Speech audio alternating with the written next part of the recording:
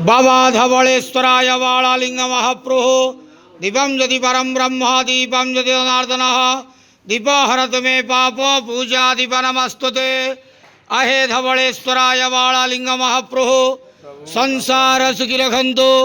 आज वैशाख मासर शुभ शनिवार रे समस्त श्रद्धालु भक्त मान को आशीर्वाद करंतु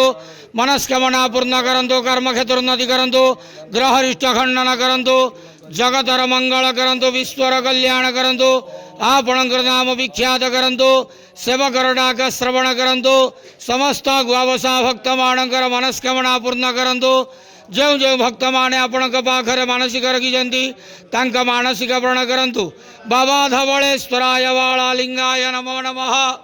संसार सुखी रखंतु आनंद गवार हरि बोलो आज वैशाख मासर शुभ शनिवार रे समस्त श्रद्धालु भक्त मान को आशीर्वाद करंतु आनंद गवार हरि बोलो बाबा धवलेश्वराय बालालिंगाय